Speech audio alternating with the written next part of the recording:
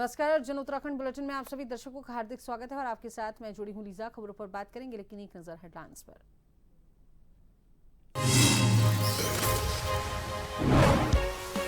मुख्यमंत्री पुष्कर सिंह धामी का चंपावत दौरा, 43 विकास योजनाओं का लोकार्पण और शिलान्यास। कहा, आदर्श चंपावत के सपने को साकार करने की दिशा। खटीमा में श्री पशुपतिनाथ मंदिर में की पूजा अर्चना।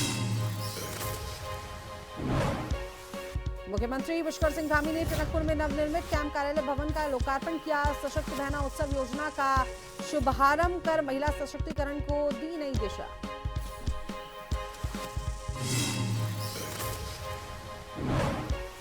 उत्तराखंड में अर्बन नक्सल गैंग पर सियासी घमासान। कांग्रेस ने सरकार की जवाबदेही पर उठाए सवाल। दसमाना ने गिरोह के खुलासे की मांग की। पेपर लीक और भर्ती घोटाले पर साधा निशाना। बद्रीनाथ केदारनाथ मंदिर समिति में घमासान। पूर्व अध्यक्ष अजेंद्र अजय ने वर्तमान अध्यक्ष हेमंत द्विवेदी को दी खुली चुनौती। भाई की वेतन वृद्धि समेत तमाम अनियमितताओं की जांच रिपोर्ट सार्वजनिक करने की मांग। अंतिम चरण में 4 धाम यात्रा। आरटीओ का दावा, यात्रियों को दी बेहतर सुविधाएं और सुरक्षा। ग्रीन कार्ड व ट्रिप कार्ड से 2 करोड़ का राजस्व। सड़क हादसों में आई कमी।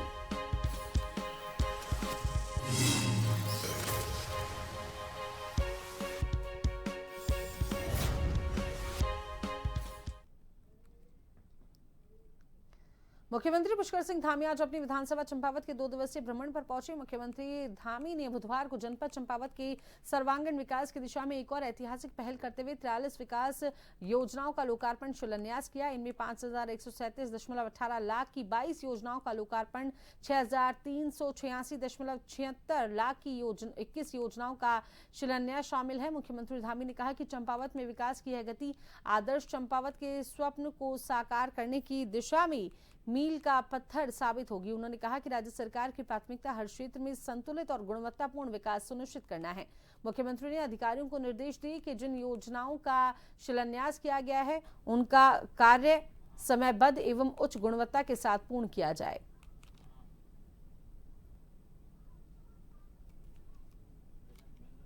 आज चंपावत जनपद की 43 योजनाएं, इसमें लोकार्पण और शिलान्यास यहाँ पर किए गए हैं और ये सभी योजनाएं अलग अलग सेक्टरों की हैं। अलग अलग सड़कों से लेकर पानी, बिजली, स्कूल, अवस्थापना सुविधाएं, और इनके बन जाने से निश्चित रूप से यहाँ के नागरिकों को बहुत सुविधाएं मिलेंगी। अस्पताल के भी काम जो है जल्दी पूरे होंगे।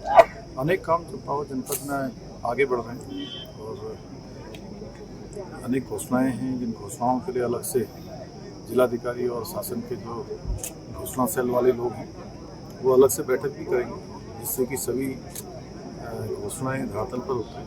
जो आवश्यकताएं हैं और जहां काम की आवश्यकता है उन सभी कामों को तय समय पर गुणवत्ता के साथ पूरा किया जा सके। तो वहीं अगर बात की जाए तो मुख्यमंत्री पुष्कर सिंह धामी ने टनकपुर में नवनिर्मित कैंप कार्यालय भवन का लोकार्पण किया है। इस अवसर पर सीएम धामी ने कार्यक्रम में शिरकत की। कार्यक्रम में सशक्त बहना उत्सव योजना का भी शुभारंभ किया गया। स्थानीय जनप्रतिनिधि और अधिकारी भी कार्यक्रम में मौजूद रहे। नवनिर्मित कैंप कार्यालय भवन से प्रशासनिक कार्यों में सुविधा होगी। सशक्त बहना उत्सव योजना से महिला सशक्तिकरण को बढ़ावा मिलेगा। मुख्यमंत्री ने कहा कि विकास कार्यों को तेजी से पूरा किया जा रहा है।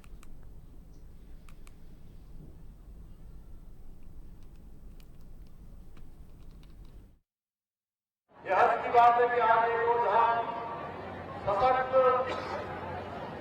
बहना उत्सव योजना के माध्यम से मातृशक्ति को नमन कर रहे हैं। वहीं टनकपुर में नवनिर्मित कैंप कार्यालय का उद्घाटन भी कर रहे हैं। भाइयों बहनों, मैंने जो आदर्श चंपावत जिला बनाने का संकल्प लिया है, आज सभी बहनों के सानिध्य में हम नवनिर्मित कैंप कार्यालय के उद्घाटन द्वारा उस संकल्प को पूरा करने की दिशा में एक कदम और बढ़े हैं। ये नवनिर्मित कैंप कार्यालय केवल एक सामान्य प्रशासनिक भवन नहीं है, बल्कि जनता की सेवा और उनकी समस्याओं के समाधान का एक प्रमुख केंद्र रहेगा, प्रमुख केंद्र के रूप में यहाँ पर काम करेगा। मुख्यमंत्री पुष्कर सिंह धामी ने खटीमा स्थित श्री पशुपतिनाथ मंदिर में विधिवत पूजा अर्चना की। प्रदेश की सुख समृद्धि और जन कल्याण की उन्होंने कामना की है। इस अवसर पर मुख्यमंत्री ने श्रद्धा और आस्था के प्रतीक के रूप में मंदिर में घंटी चढ़ाई। श्रद्धालुओं ने गर्मजोशी से सीएम का स्वागत किया। मुख्यमंत्री ने कहा, उत्तराखंड की आध्यात्मिक धरोहर ही इसकी सबसे बड़ी शक्ति है। देवभूमि के हर मंदिर और धाम में लोक आस्था बसती है। इन पवित्र स्थलों के संरक्षण और विकास के प्रति सरकार की प्रतिबद्धता अटूट है।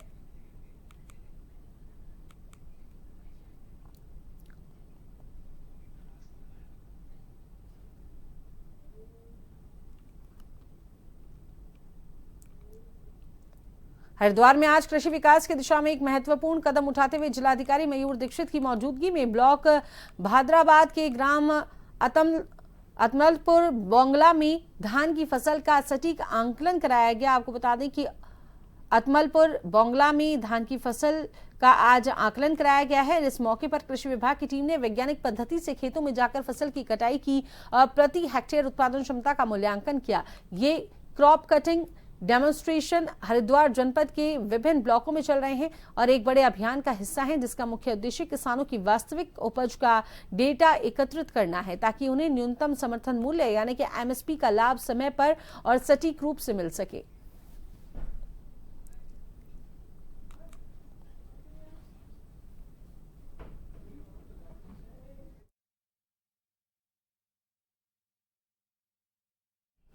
चारधाम यात्रा अपने अंतिम चरण में पहुंच चुकी है और इस वर्ष आरटीओ की ओर से यात्रियों को बेहतर सुविधाएं और सुरक्षा प्रबंध किए जाने से यात्रा सुगम और सुरक्षित रहने की जानकारी दी गई है। आरटीओ अधिकारी संदीप सैनी ने बताया कि इस साल यात्रियों को कई तरह की सहूलियतें प्रदान की गई हैं और सड़क हादसों में भी कमी देखने को मिली है।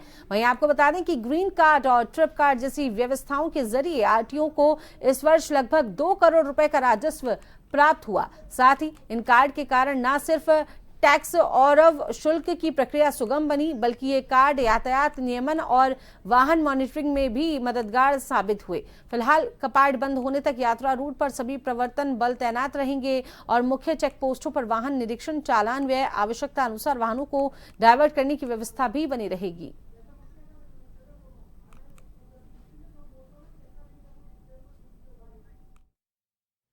इसमें जो हमारी जो यात्रा है इस बार चारधाम बहुत अच्छे सकुशल, बहुत अच्छे सेफ जर्नी रही सबकी और हादसों में भी कमी आई है।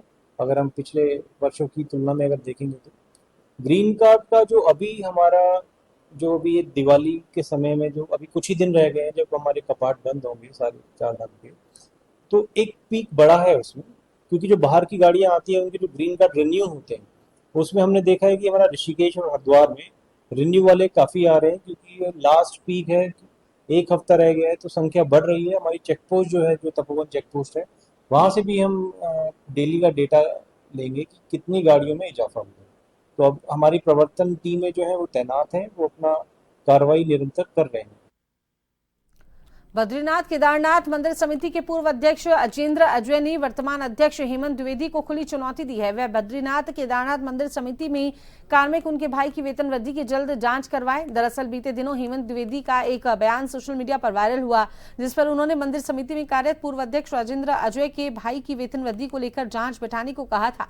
अब राजेंद्र अजय ने सिर्फ उनके भाई की नहीं बल्कि मंदिर समिति में चल रही तमाम अनियमितताओं की जांच और जांच रिपोर्ट को सार्वजनिक करने की बात कही है। उन्होंने खुला आरोप लगाया है कि अपने कार्यकाल में उन्होंने बहुत चर्चित क्यूआर कोड घोटाले को लेकर लिखित शिकायत चमोली पुलिस में दर्ज करवाई थी, जिसे आज ठंडे बस्ते में डाल दिया गया है। इसके अलावा उन्होंने पर्यटन विभाग और धर्मस्य विभाग को भी कटघरे में खड़ा किया और कहा कि उन्होंने कई अनियमितताओं की शिकायत लिखित रूप में शासन और संबंधित विभाग को की, लेकिन उनकी शिकायत की चिट्ठियां आज कहीं धूल खा रही हैं।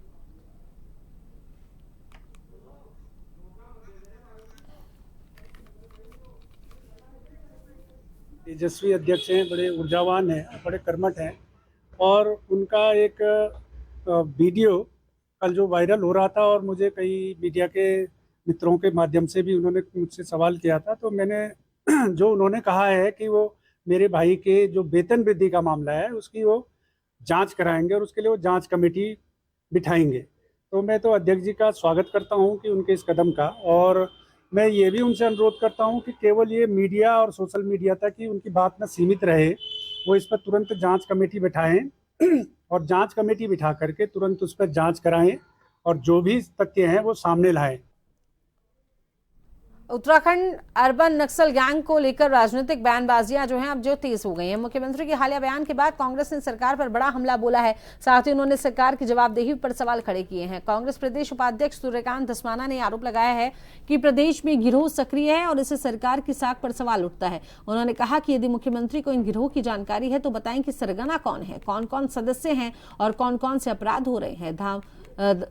ने पेपर लीक, हाकम सिंह की गिरफ्तारी और सीबीआई जांच की सिफारिश पर मुख्यमंत्री के बयानों को आत्मविरोधी बताया था। 25,000 भर्ती के आंकड़ों का ब्रेकअप मांगा।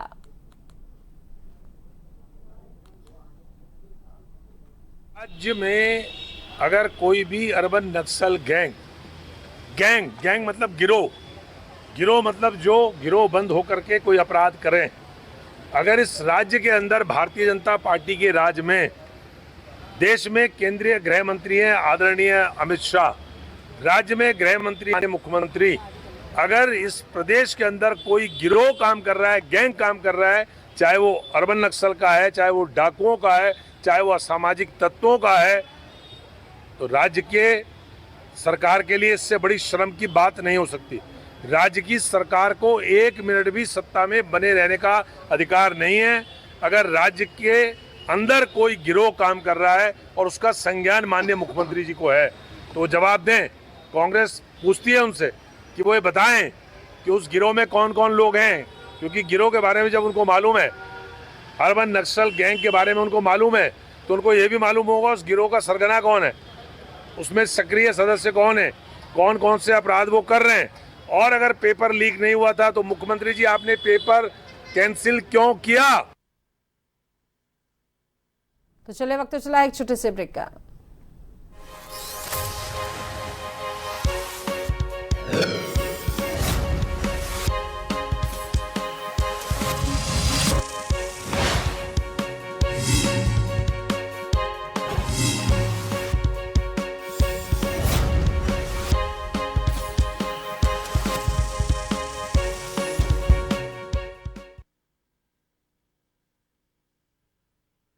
स्वागत है। खबरों के सिलसिले को आगे बढ़ाते हैं तो पेपर लीक मामले को लेकर भाजपा प्रदेश मंत्री गौरव पांडे ने मुख्यमंत्री पुष्कर सिंह धामी का आभार जताया। उन्होंने कहा कि सीएम ने युवाओं के साथ अन्याय नहीं होने दिया, युवा का दर्द उनका दर्द है।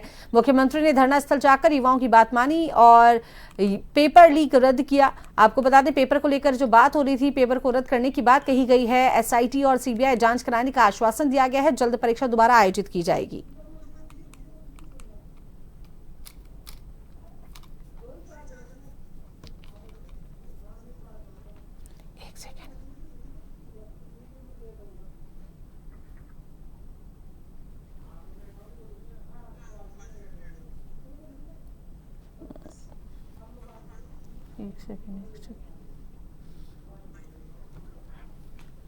देखिए, हमारे युवा मुख्यमंत्री धामी जी ने जो बात बोली कि मैं युवाओं के साथ अन्याय होने नहीं दूंगा और युवाओं का दर्द मेरा दर्द है, और उन्होंने जिस तरीके से जिस संवेदनशीलता के साथ उन्होंने युवाओं की बात मानी और खुद धरना स्थल जाकर युवाओं की जो डिमांड थी उसको उन्होंने एहसास किया, उसको माना।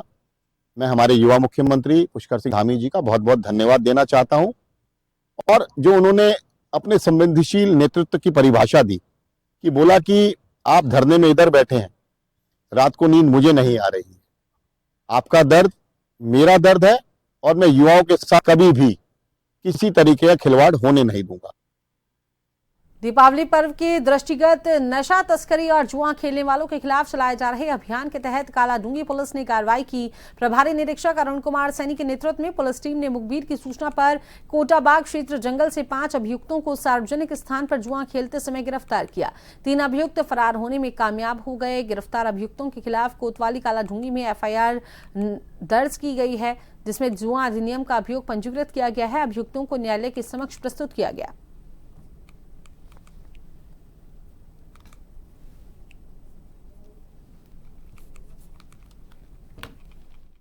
कालाडूंगी द्वारा आज 5 अभियुक्तों को ताश की बाजी लगाकर हार जीत के खेल में जुए में 13G एक्ट के अंतर्गत हमारे द्वारा गिरफ्तार किया गया है। अभियुक्त के कब्जे से 5,66,000 रुपये बरामद हुए हैं। इनके विरुद्ध अभियोग पंजीकृत किया गया है, माननीय न्यायालय में पेश किया जा रहा है।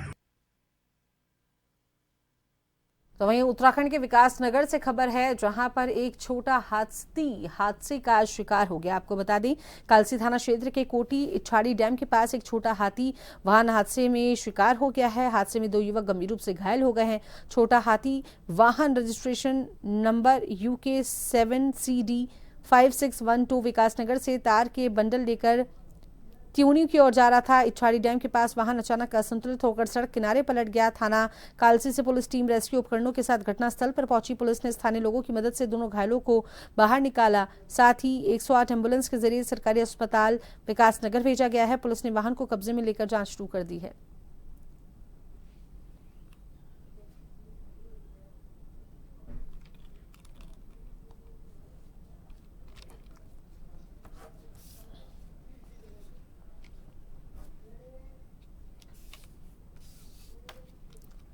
नैनीताल के रामनगर में उत्तराखंड क्रांति दल के 22वें द्विवार्षिक महाअधिवेशन के दौरान उस समय हंगामा मच गया, जब पार्टी कार्यकर्ताओं के बीच केंद्रीय अध्यक्ष पद को लेकर तीखी बहस हो गई। मामला तब और बिगड़ गया जब एक पत्रकार के साथ यूकेडी कार्यकर्ताओं ने अभद्रता की, उनका फोन और माइक छीन लिया और रिकॉर्ड की गई वीडियो डिलीट कर दी। इस पूरे घटनाक्रम के बाद स्थानीय मीडिया कर्मियों में गहरा आक्रोश है।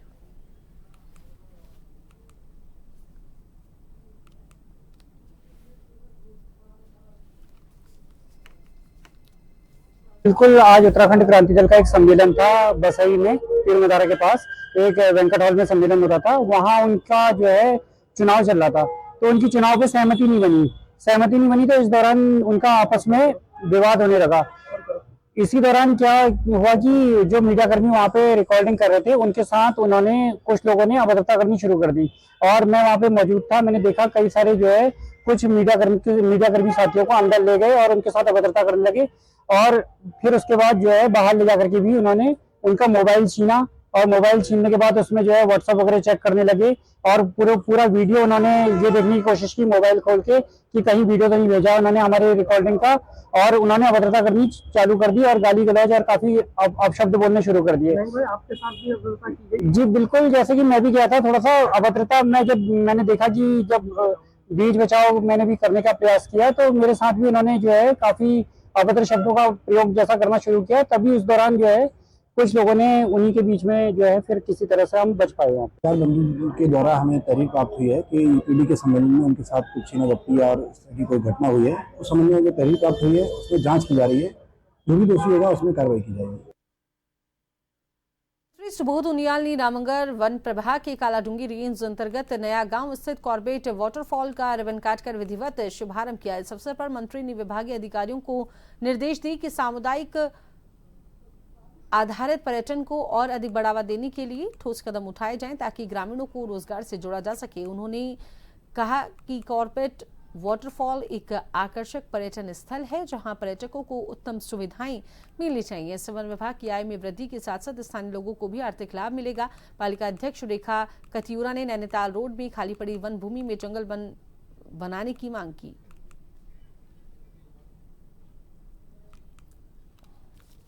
कॉर्बेट फॉल की जो शुरुआत हुई है सीजन की, इसके पीछे जो उद्देश्य है वो उद्देश्य यही था भारत सरकार का कि हम इको टूरिज्म के माध्यम से किस तरह नौजवानों को रोजगार दे सकें और रोजगार देने के साथ साथ आम आदमी को जो हमारी नैसर्गिक सुंदरता है जो नेचर ने हमें दी है, तो झरने हो, खूबसूरत वन हो, हमारे यहाँ के वाइल्ड एनिमल्स हो, जो आज हमारे यहाँ टूरिज्म का एक बहुत बड़ा आधार भी है। तो उसी इको टूरिज्म के माध्यम से हमने देखा कि 80-20 के रेशो में हम लोगों ने इको डेवलपमेंट कमेटी बना करके नौजवानों को रोजगार देने का निर्णय लिया था।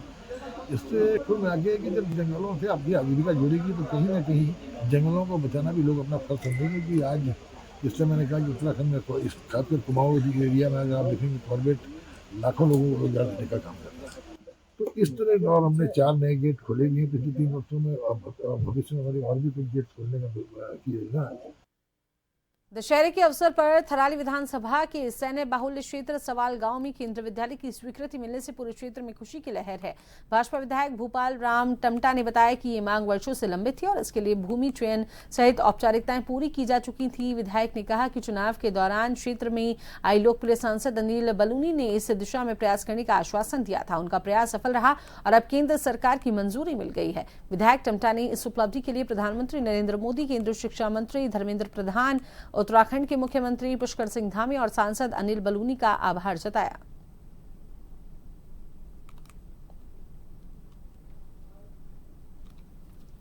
मेरी विधानसभा थराली में जो सैन्य बाहुल्य क्षेत्र है सवाड़ गांव, और विगत कई सालों से वहां पर केंद्रीय विद्यालय की जो मांग थी और वहां पर उन्होंने आधारभूत बहुत सारे कार्य और तमाम ज़मीन से लेकर के सारी चीज़ें हुई थी। लेकिन जैसे ही हमारे गढ़वाल के लोकप्रिय सांसद जी चुनाव के समय पर वहाँ पर आए थे, उनके द्वारा घोषणा बताया गया था कि मैं जल्दी ही इसमें प्रयास करूँगा, और उनके द्वारा अभी दशहरे के टाइम पर केंद्रीय कैबिनेट द्वारा जो हमारे यहाँ केंद्रीय विद्यालय की स्वीकृति जारी की गई, तो निश्चित रूप से क्षेत्र में एक खुशी का माहौल था। और मेरे साथ एक मेरे क्षेत्र का प्रतिनिधिमंडल, गांव के लोग और जो लोग इस मुहिम में लगे हुए थे, उनके साथ हम माननीय सांसद जी के पास गए और उनका धन्यवाद किया। में नगर निगम हल्द्वानी के नवनियुक्त नगर आयुक्त परितोष वर्मा ने पदभार ग्रहण करने के बाद साफ शब्दों में कहा कि शहर की स्वच्छता व्यवस्था को और सुदृढ़ बनाना उनकी पहली प्राथमिकता होगी। पत्रकारों से बातचीत में उन्होंने कहा कि नगर निगम का मूल कार्य साफ सफाई, कूड़ा निस्तारण और स्ट्रीट लाइट व्यवस्था को सुचारू करना है, ताकि इन सभी मोर्चों पर तेजी से काम किया जाएगा। और आयुक्त वर्मा ने कहा कि हल्द्वानी शहर की प्रमुख चुनौतियों में ट्रेंचिंग ग्राउंड की समस्या और वेंडिंग जोन का अभाव शामिल है। उन्होंने कहा कि ट्रेंचिंग ग्राउंड की समस्या के स्थायी समाधान के लिए प्रभावी कदम उठाए जाएंगे। साथ ही शहर में वेंडिंग जोन को चिन्हित कर व्यवस्थित तरीके से लागू किया जाएगा, ताकि अतिक्रमण की समस्या से निपटारा पाया जा सके। MNA ने बताया कि छोटी छोटी पॉकेट पार्किंग की संभावनाओं पर भी काम किया जाएगा, जिससे मुख्य सड़कों पर ट्रैफिक दबाव कम हो सके। नगर निगम को मिलने वाली जन शिकायतों के त्वरित निस्तारण पर भी आयुक्त ने विशेष जोर दिया।